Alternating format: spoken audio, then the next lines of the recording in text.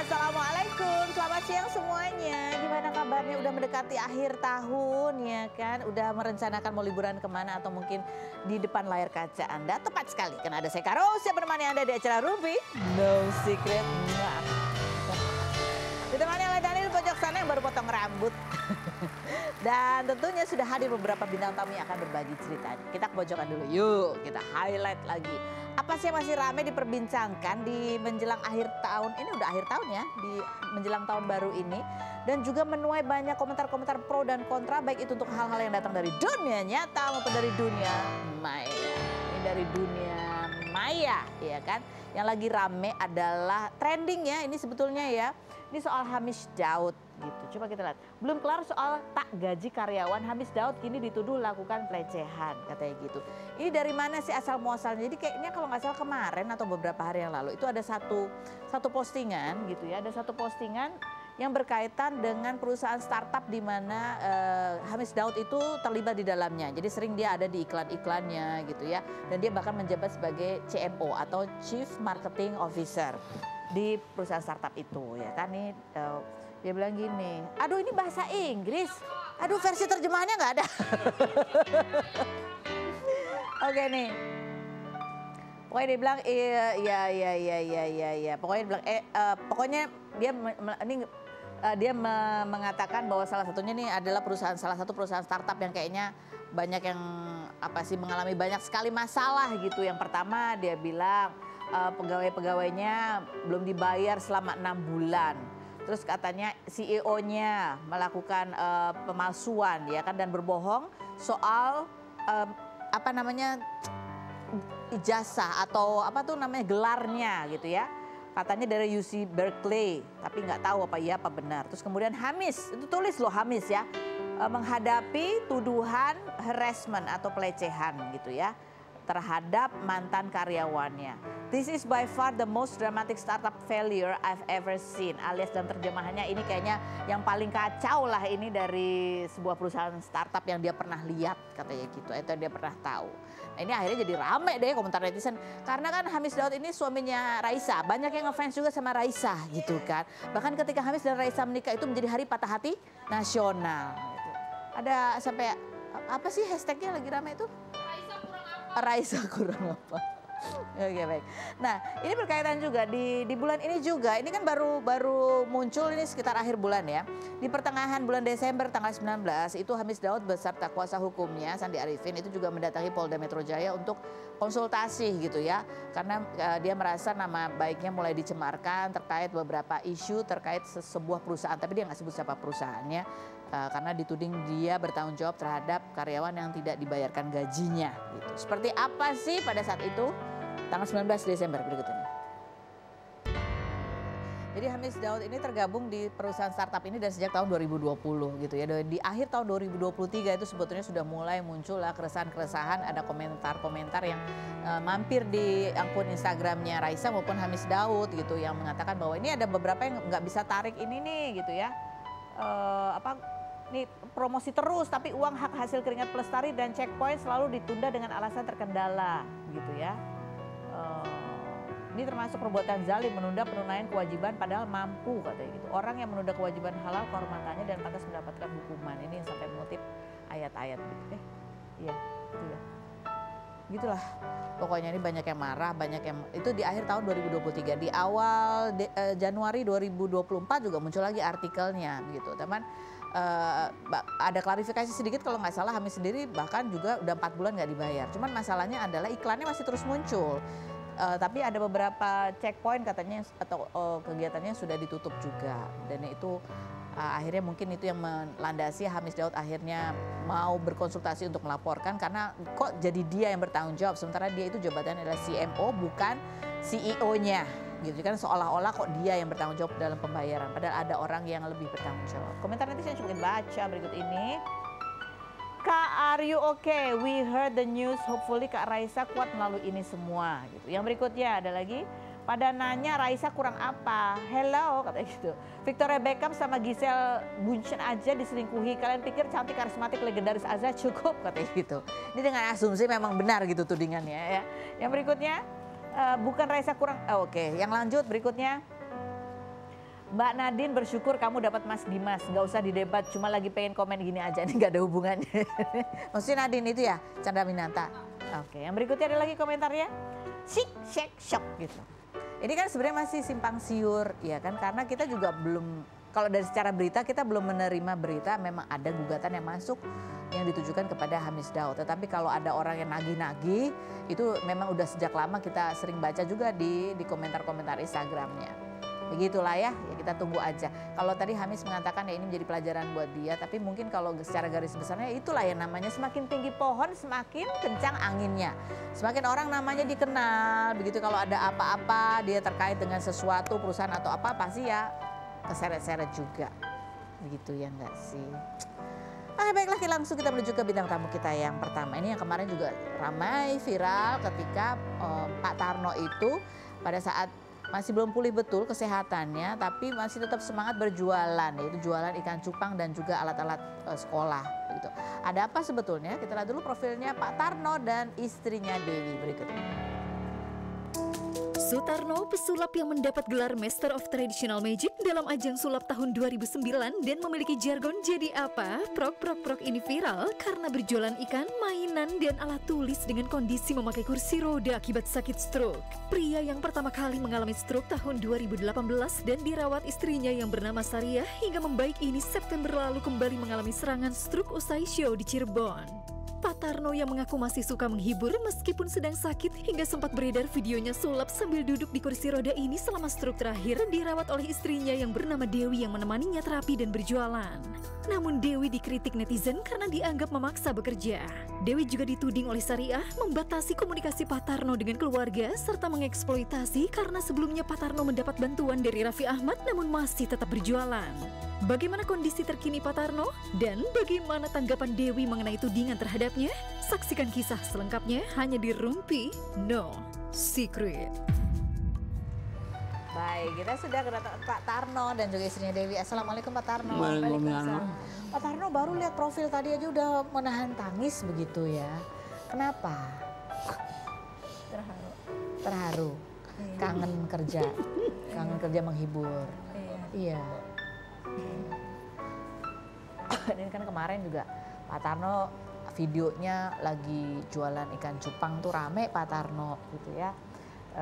Dewi juga sempat menjelaskan itu permintaan Pak Tarno sendiri ya katanya ya. Ya, Mas Tarno memang suka jualan, dia nggak betah nganggur. Nggak betah nganggur. Iya. Biasanya apa sih, gimana cara Pak Tarno ngomongnya menyampaikan bahwa pengen berkegiatan terus gitu? Dia kalau misalnya nggak jualan, kayaknya stres gitu. Kayaknya stres. Jenuh kalau dia diam rumah, gitu. ya. Kalau nggak diturutin marah. Ya seperti itulah, agak ngambek segitu ya. Kalau nggak diturutin ngambek. Iya, dia oke. keras orangnya. Keras. Ya, seperti apa sih videonya? Coba kita lihat berikut ya. Itu yang memvideokan siapa sih? Satu kontrakan di situ. Satu kontrakan. Jadi temen aja Iya, sebetulnya. teman, ya. Jadi emang itu jualannya di dekat kontrakan. Depan aja. Depan aja Iya. gitu. Itu ikan cupangnya, belanjaan-belanjaan itu siapa yang belanja? Saya dan Master malam. Oh, Iya. beli berdua. Iya, berdua jam 7 atau jam 8 malam kita naik Grab ke pasar ikan hias Jatinegara.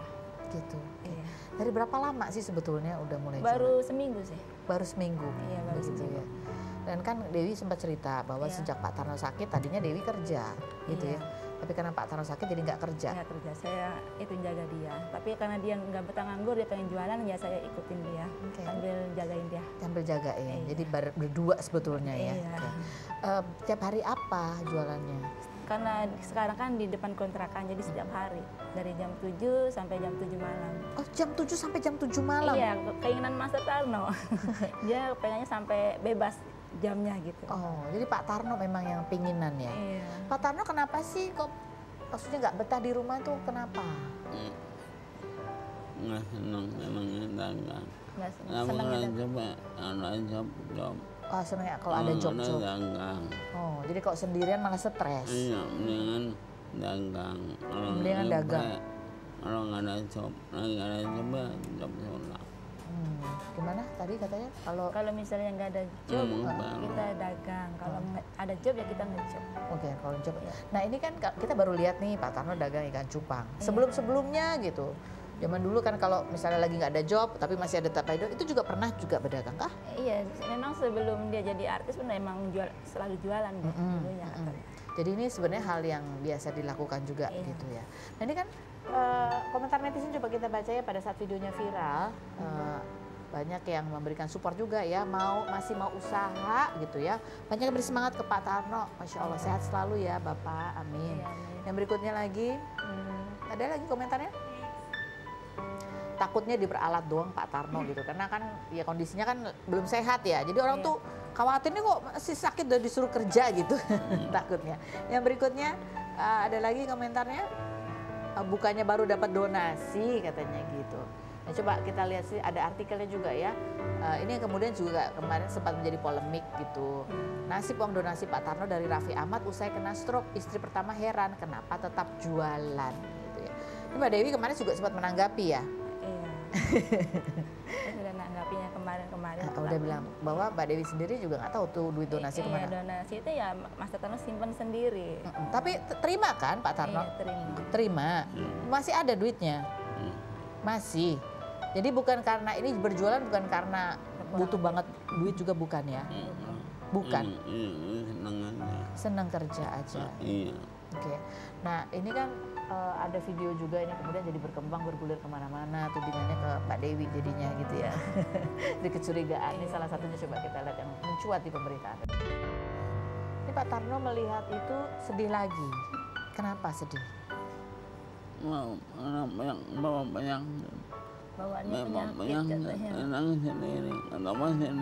Oh, ini karena penyakit jadi lebih sensitif gitu, lebih emosional. Iya betul. Oke. Nangis bukan kemana saya. Oh, menangis bukan karena kemauan. Jadi tiba-tiba sedih aja melihat itu. Iya, nangis sendiri. Oke. Itu tadi lihat itu Bu Sariah, itu istri Pak Tarno. Iya. Ini enggak tapi Istri nomor 3. Istri nomor 3. Udah lama nggak ketemu. Kenapa? Gak usah, nggak bisa jalan. Nggak bisa jalan. Kitanya nggak bisa jalan. Jauh nggak bisa jalan. Nggak bisa jalan. Orang kan bang tadi nggak kan dari jauh. Kan nggak bisa jalan. Dia tinggal di Cilincing, sekarang dia tinggal di Warakas Gang 23. Warakas, oke. Itu kan tadi juga kalau Pak Tarno melihat sebenarnya istri ketiga itu masih khawatir sebetulnya melihat Pak Tarno masih berjualan, itu sebenarnya ada kekhawatiran karena dulu sempat sakit juga dirawat gitu, nggak jualan gitu. Memang betul seperti itu waktu itu. Iya. Dulu kan jualan. Dulu masih dalang wayang golek kemasuklah. Kenapa? Dulu masih dalang wayang golek. Oh, dulu masih dalang wayang orang. Jadi masih Hah? Golek dari kayu. Wayang golek. Oke. Oh, dulu masih ngedalang. Jadi masih ada kegiatannya. Iya. Jadi emang pernah sempat sembuh juga dirawat gitu ya. Jadi Pak Tarno ini tadi juga kan ada dari Ibu Sariah gitu ya. Yang juga rindu sebetulnya. Pak Tarno katanya udah lama nggak ketemu, belum ada kejelasannya juga gitu, menanti untuk nafkah batin lahir istri ketiga. Gimana Pak Tarno dengar itu tadi? Ya bagaimana ya, pengen dagang aja. Pengen dagang aja. Pengen dagang aja. Iya. Ini selama dengar tadi dikangenin sama istri ketiga, ada rencana mau komunikasi, membuka komunikasi nggak? Masalah. Serba salah. Iya. Karena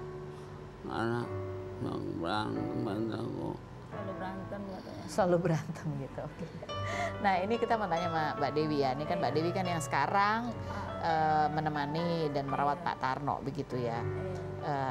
Tapi ya masalah ini kemudian jadi melebar kemana-mana. Ada tudingannya banyak ke Mbak Dewi sendiri gitu. Saya tahu. Sampai TikTok saya pun banyak. Sampai banyak dituding katanya sebagai pelakor gitu ya, memanfaatkan Pak Tarno. Gitu. Apa yang Mbak Dewi mau menjawab apa dari tudingan ini? Dari tudingan soal pemblokiran. Iya. Ya. Apakah betul memblokir teleponnya Ibu Sariah?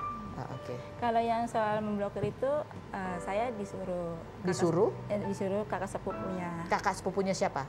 Pak Tarno. Oh, kakak sepupu Pak Tarno. Iya, karena waktu itu Pak Tarno kan lagi dalam keadaan sakit, butuh BPJS dan minta KTP. Terus datanglah supirnya datang ke rumah Ibu Syariah ke sana, nggak dikasih. Nggak dikasih. Terus datanglah kakak sepupunya ke sana juga, nggak dikasih. Oke. Ya terus akhirnya setiap kali telepon dengan Mas Tarno, Ibu Syariah itu selalu ngomelin Mas Tarno, sedangkan Mas Tarno lagi dalam keadaan sakit, berantem gitu ya. Jadi demi kebaikan Mas Tarno jangan sampai dia emosi. Iya, jadi saya disuruh diblokir aja nomornya udah gitu, demi kebaikan Mas Tarno gitu. Nah ini sama Mbak Dewi sendiri baru menikah di tahun ini? Iya. Baru tahun? Bulan puasa tahun kemarin. Tahun ini atau tahun kemarin? Tahun kemarin. 2023? 2024 ya. Oh 2024, jadi masih baru sebetulnya. Masih baru. Tapi belum pernah bertemu sama Ibu Syariah? Pernah sekali. Pernah sekali dia datang, pas itu saya baru nikah sama Mas Tarno itu 2 bulan. Terus tiba-tiba dia datang ngelabrak maksudnya. Tapi saya kan tidak mau dia sentuh saya langsung tutup pintu. Dia bilang, "Hai pelakor," gitu ya. Saya tutup pintu, saya telepon itunya asistennya kalau ada seorang perempuan nyari Mas Tarno, terus tiba-tiba mereka berantem gitu. Ternyata itu istrinya. Kamu nggak tahu sebetulnya? Sebenarnya iya, saya belum nggak tahu. Waktu saya nikahan dengan Mas Tarno aja, Mas Tarno nggak cerita apa-apa tentang istri-istri yang lain. Yang akhirnya saya nomor 10. Berapa? 10. 10 gitu. Iya. Yang waktu itu dia waktu masih belum jadi ya. Saya kerja di Bekasi.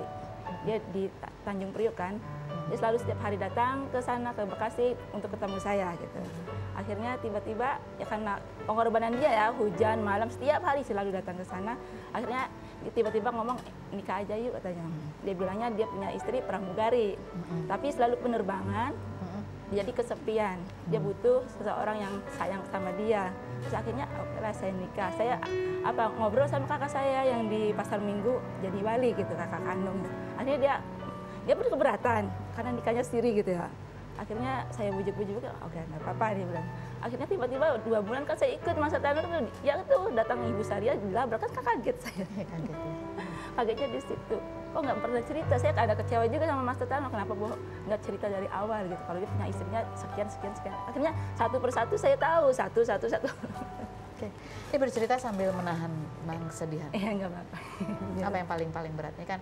Ya menikah dengan niat yang baik, kemudian langsung menghadapi banyak persoalan gitu ya. Satu harus merawat Pak Tarno yang sakit, kedua ada ya ketidakpuasan lain dan tudingan-tudingan. Ada yang menuding saya, katanya saya ngeret Mas Tarno, saya mau hartanya Mas Tarno kan. Pada saat saya tinggal di sebuah kontrakan, terus saya nggak dikasih mobil Mercy, saya nggak tinggal di rumah mewah, apa yang saya dapat dari Mas Tarno gitu. Sedangkan saya makan aja dari hasil jualan mainan dengan Mas Tarno di sekolah-sekolah gitu aja. Dibilangnya saya ngeret Mas Tarno, minta kekayaannya Mas Tarno. Sedangkan Mas Tarno punya apa sih? Saya tidak tahu. Katanya punya rumahnya segede apa? Aku nggak tahu gitu. Jadi Mbak Dewi nggak tahu ya? Iya nggak tahu. Jadi tinggal di kontrakan memang dari awal menikah. Iya dari awal saya kontrakan terus ya itulah. Makan setiap harinya dari Mas Tarno dengan saya jualan, ngejob, sulap gitu aja. Apa yang membuat ya Mbak Dewi masih kuat terus mendampingi Pak Tarno walaupun ada banyak tudingan, banyak kecurigaan di arah dari perjuangannya Mas Tarno waktu pengen saya jadi istrinya, dan dia semenjak jadi suami dia masih dalam keadaan sehat, dia sangat tanggung jawab penuh kepada saya. Jadi sekarang dia lagi dalam keadaan seperti ini, saya harus mengurusnya. Ini memang ya mungkin banyak orang yang bertanya-tanya atau banyak tudingan itu ya karena ya Pak Tarno kan kerja dari kecil ya Pak Tarno kerja ya. Dari kecil kemudian pernah mengalami masa-masa banyak job gitu ya. Pak Tarno juga pernah cerita udah punya sawah, punya rumah gitu. Iya kan? Seperti itu gitu ya. Ada cuplikannya ketika Pak Tarno cerita bahwa ya punya sawah, punya rumah, ada lah gitu ya. Semuanya. Seperti apa coba kita lihat. Sejak kecil udah kerja. Iya segini. Anak orang mau sekolah, saya mau bersekolah. Kuliah terus. Pak Tarno sekolah nggak? Sekolah ke-1. Punya apa aja sekarang Pak Tarno? Udah punya apa aja gitu. Sawah. Punya sawah? Mobil. Alhamdulillah. Rumah. Gitu. Iya. Ke depan Pak Tarno mau apa lagi yang mau dicapai Pak Tarno? Saya sih pengen sih bangun musola karena pengennya ya nggak aja umroh lah pengennya. Pengen umroh. mungkin banyak juga netizen yang sempat melihat itu kemudian bertanya, Pak Tarno sawahnya, rumahnya, mobilnya masih ada? Mobil, rumah ada. Ada. Katanya nggak ada batak umroh sama Syariah. Umrohnya belum. Iya. Rumahnya siapa yang nempatin sekarang? Sama Syariah. Hah? Ya nempatin Syariah. rumahnya Syariah. Oh, Ibu Sari yang tadi. Iya, Mobilnya juga. Mobilnya Mobil sama Bang, dia. saya. Oh, mobil sama Pak Bang, Tarno. orang mana-mana. Terus sawahnya dijual Ibu Syariah Sawah sudah dijual Ibu Sari ya. buat umroh. Buat umroh. Oh, itu tadi maksudnya. Gitu ya. Jadi ini nanti mulai lagi ya, ibaratnya memulai lagi dari awal dengan Ibu Dewi begitu ya. Nah ini kan kemarin juga karena kemarin viral, banyak teman-teman yang kemudian memberikan perhatiannya buat Pak Tarno ya. Beberapa di antaranya kita lihat yang berikut. Pak Tarno gimana melihat banyak teman-teman artis yang datang kasih perhatian ke Pak Tarno? Iya. Senang. Senang. Kemarin kan tangan sulap merah senang. Pesulap merah datang. Oh, pesulap merah ya? Iya. Iya, itu juga Datang senang. senang juga. Iya. Oke. Terus nah ini kan Pak Tarno tadi ada juga bantuan buat Pak Tarno berobat. Iya. Sekarang masih ada apa? Terapi. Terapi apa? Dia di rumah sakit Koja ya. Iya. Seminggu. Terapi kan tapi. Tadi baru habis ke terapi. Ada terapi. Buru lari kemana? Mm-mm. Jadi masih tetap pengobatan, masih Iya. tetap lanjut ya? Iya. Masih pengen sembuh sih. Masih pengen sembuh? Pengen sembuh aja aku terapi ya. Dirawat seminggu. Pernah dirawat seminggu. Pernah dirawat seminggu? Pernah. Oke, jadi habis kena serangan itu masih sempat masuk rumah sakit lagi? Iya. Kenapa? Pengen sembuh. Ya sembuh. Terus dokternya nyuruh terapi. Oh, dokternya nyuruh terapi Iya. gitu ya. Jadi kalau sudah sembuh mau ngapain Pak Tarno? Sulap lagi. Oh, sulap lagi itu aja Masih gitu ada ya? panggil masih ada orang. Masih pengen... Besok ke Surabaya. Besok ke Surabaya. besok ke Surabaya? Iya. Ada undangan? Ada Surabaya. Oh bulan Januari. Bulan Januari? Iya. Terus ini kan besok di Tanggal 4 di Pekalongan. Di Pekalongan? Iya. Oh, itu pekerjaan masuk kapan? Baru-baru aja? Udah lama sih. Berarti untuk bulan Januari. Masa Oh, tanda udah lama jobnya. masih sebelum sakit? Sudah sakit sih. Sudah sakit masih ada tawaran pekerjaan, Iya. Masya Allah. Mas. Alhamdulillah, semangat terus ya Pak Tarno. Kemarin iya banget. Kemarin Surabaya Serpong. Iya di Serpong kemarin. Di Serpong, jadi masih Iya. tetap ya? Masih Tetap bekerja, tetap beraktivitas. Iya. Jadi jualan itu memang adalah, ya Pak Tarno memang senangnya kerja gitu kan? Enggak, orang ada job ya dagang. Kalau nggak ada job ya Iya. dagang. Kalau lagi ada job banget job. Oke. Nah ini yang harus kita contoh ya. Terus berjuang, ini Pak Tarno aja tetap walaupun badannya belum pulih seperti sedia kala, tapi tetap semangat, berdagang, apapun dikerjakan gitu ya. Dan ya alhamdulillah nggak pernah mengharap orang datang memberi bantuan, karena orang datang memberi bantuan itu ya bentuk perhatian mereka gitu ya Pak Tarno ya. Iya. Biar ada ngasih tambahin. Kenapa? Banyak yang ngasih saya tampanin. Oh, ya, kalau dikasih ya diterima gitu ya. Iya. Ada orang foto barang ngasih duit tambahin. Kenapa? Kadang Ada yang minta foto-foto ngasih duit ditampanin. Oh iya, gitu ya. Itu benar tuh, nggak pernah minta, tapi kalau dikasih ya diterima, ya gitu ya. Iya. Baru Alhamdulillah. foto sama saya. Foto juga, buat foto sama Pak Tarno juga masih ada banyak. Oke, yang berikut ada bintang tamu kita nanti Pak Tarno, kita ngobrol lagi ya. Ini ada Ustadz Solmed dan istri dan anak-anaknya yang akan kita ajak ngobrol. Berikut ini. Ustadz Solmed, pendakwah sekaligus aktor kelahiran 1983 ini pernah menjadi juara umum dalam lomba pidato dan ceramah tingkat nasional di Masjid Istiqlal pada 2000. Pria yang menikah dengan April Jasmine pada 2011 ini dikaruniai 3 anak bernama Sultan Mahmud Kusyairi dan kedua anak kembarnya yang bernama Akil Mahmud Sibawaih dan Mahir Mahmud Syairozi yang merupakan kembar tidak identik dan kini telah memasuki SD. Saat di tahun pertama pernikahan, Jasmine sempat dinyatakan sulit memiliki anak karena divonis menderita pembengkakan di saluran rahim sekaligus mengalami sindrom ovarium polikistik hingga Jasmine mengizinkan suaminya untuk melakukan poligami. Pasangan yang sempat viral karena memiliki rumah bergaya Timur Tengah yang mencapai 80 miliar di Bogor dengan fasilitas mewah seperti lapangan tembak, pom bensin mini, lapangan bola, jogging track hingga spa ini dikritik netizen karena dinilai mementingkan urusan duniawi dan disebut ria. Bagaimana tanggapan Ustadz Solmed mengenai bisnisnya yang dituding melanggar aturan? Dan seperti apa gaya parenting Ustadz Solmed dan Jasmine terhadap ketiga anaknya? Saksikan kisah selengkapnya hanya di Rumpi No Secret.